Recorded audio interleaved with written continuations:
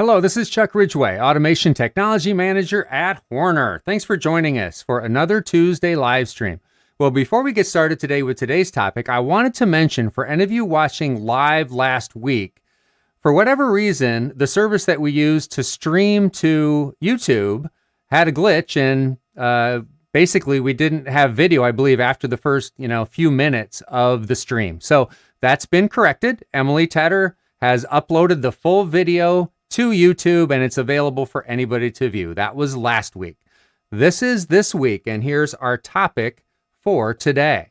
Today, we're going to talk about another programming technique. We're going to talk about using lookup tables in ladder logic. So what are lookup tables? That's the question we're going to answer today, but I can rest assured, or I can make sure you understand, these are very useful programming techniques. All right. I'm flying solo today, so let's dive right in and take a look at how we're breaking down today's topic. Okay, we're going to answer the question, of course, what is a lookup table? We're going to talk about the applications where you would use one. And of course, along the way, we're going to talk about the useful instructions in ladder that you would use to build a lookup table logic, as well as plenty of demonstrations throughout. All right, let's go ahead and get started. Okay, so what is a lookup table? Well, there's really a couple different definitions depending on the particular area you're talking about. If you're talking about a lookup table with a database, well, that is effectively a table that maps keys to values. So you can think of it this way. You've got a table, let's say it's a table of 2 columns, and the first column are your keys, and the second column are your values, all right, in that scenario. So an example of that would be looking up to find what is the bin location for this particular part number. All right, so the first column of the table would have the part numbers, and the second column would have the corresponding bin location. So that's an example of a lookup table as it relates to a database type discussion. But if you're talking about computer science, very often with computer science, a lookup table is an array that replaces a runtime computation. In other words, you're going to do a calculation in your program, but instead of using math or some sort of, mathematical calculation, what you're going to do instead is you're going to create a lookup table where, let's say, the first column is your input to your computation and the second value is your output. All right. So an example of that would be, converting the resistance that's generated by an RTD temperature sensor, taking that resistance value that you might be measuring and converting it to a temperature value. And instead of using some sort of polynomial, what you might do instead is set up a table where you have your first table with your resistance values and this first column with your resistance values, and the second column would have the corresponding temperature values for those resistance values. So that's the way you would incorporate a lookup table for a mathematical calculation. And we're going to go through examples of each today in ladder logic with the Horner OCS. Okay, so let's start off with talking about what's involved in implementing a database style lookup table in ladder. Okay, so what are the steps involved? Let's go through that. All right, so the first thing you're going to do is you're going to create your table. We'll call it a virtual table using multiple array variables. Okay, so effectively, the first column in your table is going to be the first array. The second column in your table is going to be your second array. All right, and they're going to be lined up so that the data in the first array lines up with the results that you want to return in the second array. So as an example, if you're doing part number and bin location like I've shown there, the part numbers are shown in the first array and the corresponding bin locations for each part number is shown in the second column. Now, this is a database style lookup table, and if you're using this style, it's important to note that the first array should contain no duplicate values, all right? Because when you look up the value in that first array, that first column, you want to make sure that's a unique value, all right? Now, in the second column, what you return, that doesn't have to be unique, but in the first column, it really should be unique. Okay, so now what's involved in terms of the logic that we're going to have to require? We already know we need to set up 2 arrays for a 2-dimensional lookup table. What's the logic going to be doing effectively? Okay, so what we're going to be doing is we're going to build on what we talked about last week, and we're going to utilize loops in our logic. Okay, we showed you how to do that last week. and we're going to search the first column, okay, for a value. Okay, in other words, maybe for the part number, we're going to look for a specific part number, let's say 423. All right, and we're going to use a loop to search through that first array until we find the value we're looking for. When we have a match, we're going to make a note of the index. Remember, the index is the value that we're incrementing as we work our way through the array. Indexes are always 0 based, so the first entry is index 0, the next is index 1, and so on and so forth. So in our example here on the screen, the fourth element or the fourth member of that array is the one that we're looking for, so that has an index of 3. And then once we've noted that index, then we simply use that same index to retrieve the value from the second array, which is the bin location. So we know at the end of this, okay, for part number 423, we need to return a bin location of 7. All right, so that's really straightforward when you're talking about a database style lookup table. Okay, now what are the instructions that are going to be key in setting up this logic? Well, just like last week, because we're doing loops, the label instruction, which marks the start of our loop, and the jump instruction, which marks the instruction that causes us to jump back to the top of the loop as we execute the loop multiple times. Those are going to be key instructions. And because we're working our way through array data and retrieving data from arrays kind of in a sequential fashion, we need to use the indirect move block. And the indirect move block basically is where we use an index or a pointer, if you will, to grab data somewhere in the array and put it in another variable, move it to another variable. So the indirect move, just like last week, is key to this week as well. Okay, let's do our first demonstration using a database style lookup table. Okay, so let's start out in Cscape and let's take a look here. Let's take a look at how our program is organized to start. Okay, so I've got my main loop here, all right, and then I've got two subroutines. And the first subroutine is the one that I've written that's going to effectively implement a lookup table, a database style lookup table. All right, so what have we got here? All right, well, first of all, for this example, we're going to do something very similar to what I showed on the screen. We're going to have a two-dimensional lookup table where the first column or the first array is going to be a list of barcodes. You can think of those as part number, if you will, but these are barcode values that we've scanned in and we've converted them to an integer value, and those make up the data in the first column. Now, there's lots of ways that you can load up a lookup table. You can use constant move function blocks, which I've done here. You can even do removable media function blocks where you retrieve a table of data from a removable memory card, like a micro SD card. But in this example, I've just used constant move blocks. How do these work? Well, let me double click here and show you.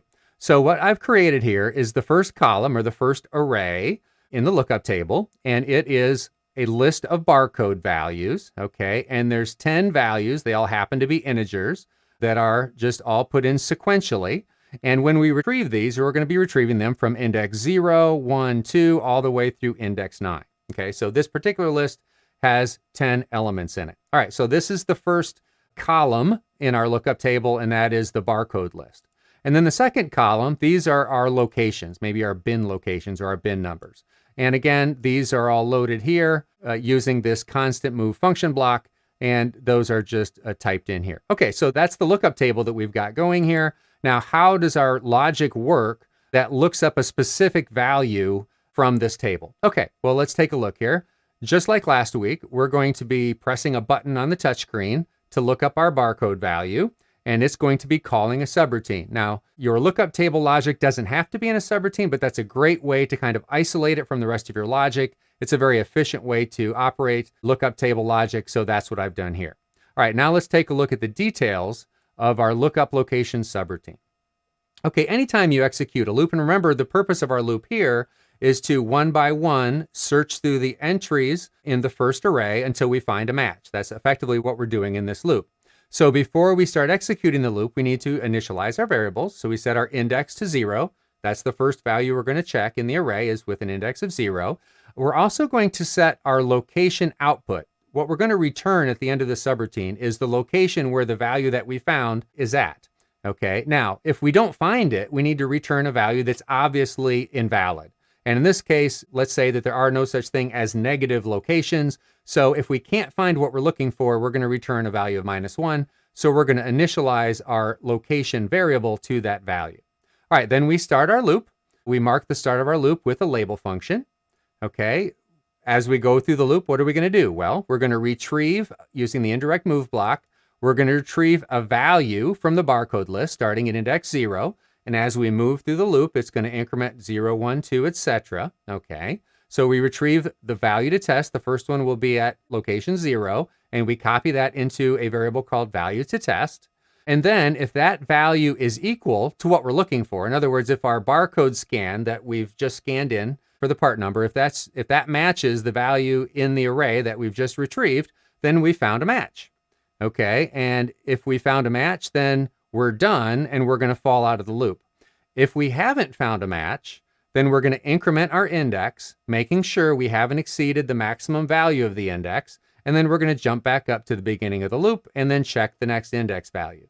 And again, when we do find a match, we'll fall out of the loop.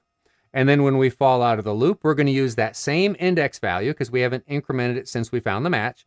We're going to use that same index value and retrieve the location data using this indirect move. Okay, so based on the current value of the index, we'll retrieve the proper value from the location list. Okay, so that's all there is to it. Really very straightforward when you're using a database style lookup table. Let's take a quick look at the bench and see it operate there.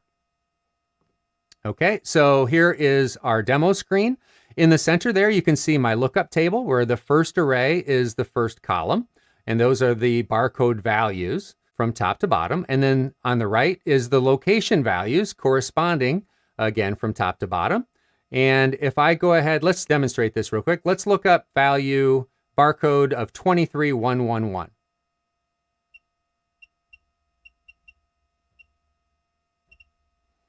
Okay, so it returned a location value of 22. And if you look there on the screen, you'll see, sure enough, fourth down on the list there is barcode 23111 and a location of 22. So it found what we look for.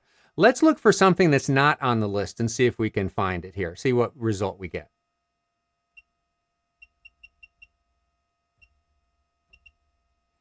Okay, so in this scenario, we returned a value of -1 for our location, which is an invalid value. So elsewhere in our program, we can say, hey, we didn't find what we were looking for. All right, so it's very straightforward in terms of, proving out what we've done here. So that is a database style lookup table that you can implement in Logic. And remember, with all these demonstration programs, you've always got the opportunity to download these programs. We always post them along with the videos on our website. Okay, now the second type of lookup table we're going to demonstrate today and we're going to build today is a lookup table that you would use for computational functions or for math functions.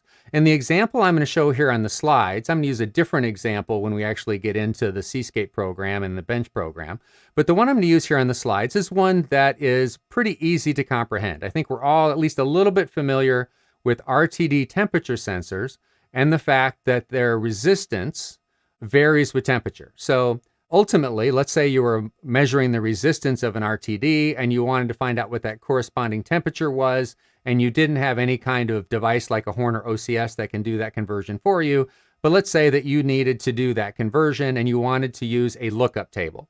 The other approach you would use would be to use like a fifth level polynomial or something, which is perfectly valid. But let's build this approach using a lookup table. So what would we do?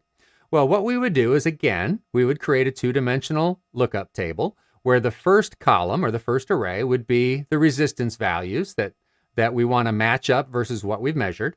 And the second column or the second array is going to be the temperature values that we want to convert to based on the resistance. Okay, and those all line up.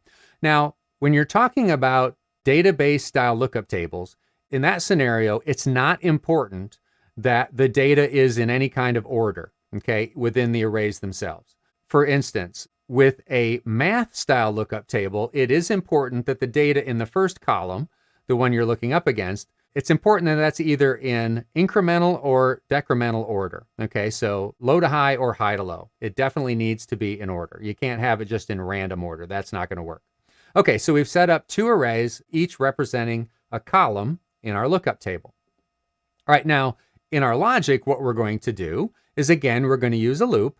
And generally, when you're using a lookup table for math, you're not expecting to find an exact match between the value that you're checking and the value in the table.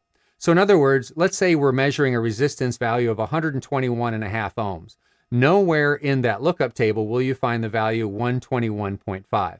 So when we're using a lookup table for math, what we're looking for is the first value in the table that is greater than the value we're checking against.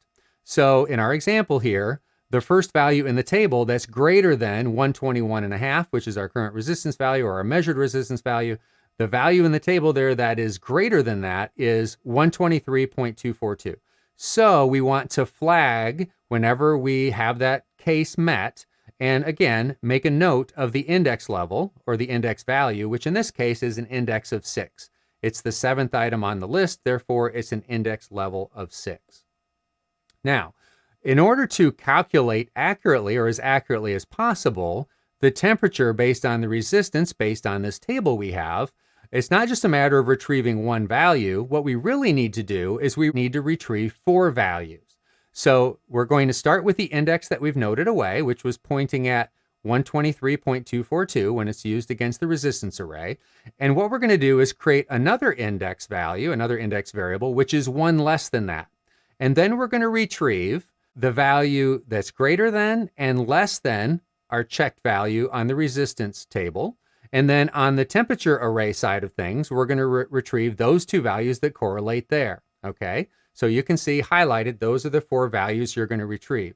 And why are we doing that? Well, because we're going to perform a linear interpolation so that we can accurately as possible at least, calculate a temperature based on the data in the table.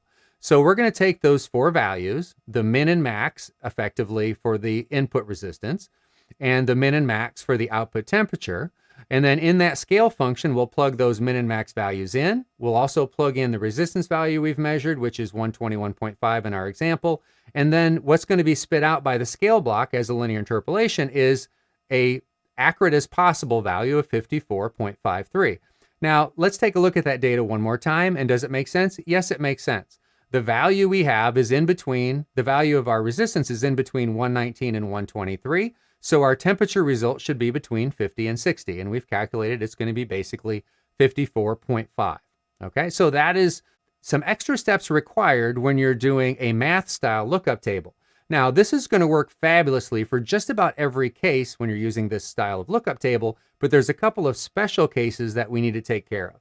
The first special case is if the value you're checking in other words, let's say our resistance value, if it doesn't fall on the table, in other words, if it's less than 100 or greater than 134.7, then we're going to have to return an invalid value because that's not what we're looking for. We always want to make sure that our lookup tables contain, the range of values that we're expecting. And if it's outside that range, we want to make sure we return an invalid value. So in logic, what we're going to do is we're going to check to see if our resistance value that we're checking is less than the first resistance value in the array. So if it's less than 100, we need to flag that and say, hey, that's a problem. The other special case we have to look at is if that resistance value we're checking is exactly equal to that first entry in the resistance array. Why is that? Well, if you remember, when we do linear interpolation, we take our current index and then the value below that. Well, there is no value below the first entry in the resistance array or the temperature array. So we can't use that method. If we have a resistance of exactly 100, we need to return a value of exactly 0. We can't use the linear interpolation method to do that. So we're just going to, drop out of our loop and report the value that's in that second array there. So those are just a couple special cases that we need to handle. All right, now let's take a look at a demonstration and how we're going to program up a lookup table where we're making a calculation. All right, so let's head to Seascape. Now in this case, because of the fact that if you're using RTD temperature sensors, you never have to worry about converting resistance to temperature because the OCS does that for you, then there's really no reason for me to show you that exact example in terms of, coding that for you in Seascape. So what I'm going to do instead is something very similar but different, and that is this. Let's say that you were measuring air temperature and you wanted to calculate air density, the calculation of that air density at that air temperature. Well, that's not something that's easy to do mathematically because of the fact that there's no good equation to use for that, no simple conversion factor. So what I've done is I've created, again, a two-dimensional lookup table where the first array is, I'm still looking at the old one, aren't I? Okay, let's go back here to the lookup density one. There we go. All right, well, before we do that, let's go back to our main loop. Let's slow down here, knucklehead. And let's scroll down. There we are. Now we're in the part of our code where we're dealing with our air temperature versus air density lookup table. All right. So again, it's a two-dimensional lookup table where we're loading with constant move blocks. The first column is our temperature in degrees Celsius, and we're just checking from 0 to 60. Now, you'd say, well, why don't we just do some sort of calculation? Well, a couple reasons. One is the entries in the table are not necessarily purely linear. We're jumping by 5, and then we start jumping by 10, and that sort of thing. And then if you take a look at the results in terms of air density that correspond to those temperatures, you'll see those values aren't linear at all either. So these are the values we have, okay, for air density that correlate to those particular temperatures. All right, so that's the lookup table we're looking at. Again, a two-dimensional lookup table. And just like before, we're going to push a button on the screen, and then we're going to call a subroutine that executes the lookup table for density. All right, now let's go take a look at the subroutine. All right, so as before, we are going to initialize variables before we jump in any kind of loop, setting our index to 0, so we start at the top of our initial array, and then setting our air density output to a illegal or invalid value. Now, air densities aren't supposed to be negative, so I've put a negative value as a return if for some reason the value that we're looking up, the temperature value we're looking up, falls outside of our table range. All right, so these are our initialized variables. Here's the start of our loop. Now in this case, we're going to start by retrieving the first temperature value that we want to compare against. So we've got an air temperature we've measured. We're going to be comparing it against some temperature value. We want to retrieve the first value from the temperature table when our index is 0. And then we're going to do a comparison. What kind of comparison? Well, let's get into that. Remember I talked about the fact there are two special cases we need to handle, and they both relate to when the temperature we're comparing doesn't fall on the table or exactly falls at the beginning of the table. So let's take care of those two special cases first. All right, so if our index, the first time through the loop, our index is going to have a value of 0. So in the first time through the loop, if the air temperature that we're measuring is less than the first value in the temperature table, then we're going to set a flag that says, hey, we fell outside the table. All right, that's a problem that needs to be flagged. The next special case we take, again, when the index is 0, assuming it's not below 0, is we're going to check to see, is that air temperature value we've measured exactly equal to that first entry in the temperature array or not? If it is, we can say, yep, it's equal exactly to the first entry. Again, in this scenario, we aren't going to want to go through the loop over and over again and do a linear interpolation calculation because that won't work. We're just going to do a simple retrieval at the end. Okay, so we've handled these two special cases the first time through the loop, but assuming that our value falls in between somewhere, then this is the main code we'll be executing. Okay, again, provided neither of these two conditions were met, we're going to check and see if our air temperature is less than the temperature that we're testing against. If it's less than that, then that means we found the point in the table where we are able to do our linear interpolation by having values above and below the value that we're testing. So we're going to stop when the value we're checking is less than the value we retrieved from the table. Okay, and at this point, we're going to set a bit that says, hey, we found our entry. Okay, and again, if none of these conditions have been met and we haven't found our entry, then we increment our index and we go back up and do a jump up to the top of the loop. So again, special cases at 0, and then with indexes 1 through whatever, we're looking for a match. As soon as we find a match, we fall out of the loop. And then once we fall out of the loop, okay, assuming that we found the entry we're looking for, this is where we do that linear interpolation. How do we do that? Well, we create two indexes. The index, which is right where it was at, and then we create a new index that I called index below. And using those two indexes, we use indirect moves to retrieve the high and low temperature. In other words, the temperature in the table, the first column of the table, above and below the temperature we're checking against. And then the density that we're looking to calculate, the value above and below where we're going to end up. And then using those values we've retrieved using indirect moves, we execute our scale block, and then we calculate our air density. Okay, so that's good. Now, in those special cases, what's going to happen?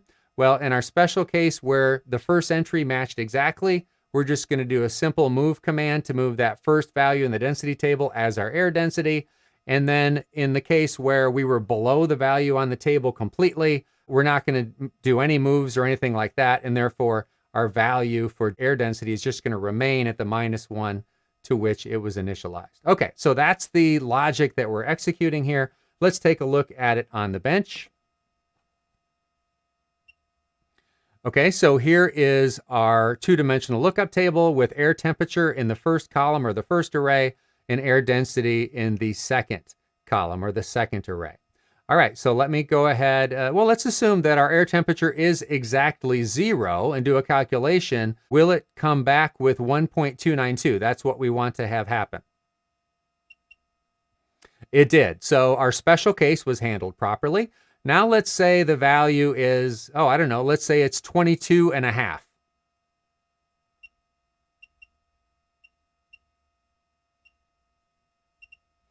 Okay, so if we look at our temperature table, we can see that 22.5 falls midway between 20 and 25. So in our logic, we would have detected the appropriate point, and we would have seen linear interpolation that the value that we get back should be midway between 1.204 and 1.184, which it is. Okay, so everything's working great. Let's just do one more quick test here. Let's say we had exactly 50 as our air temperature, and let's see if it comes back with the right value.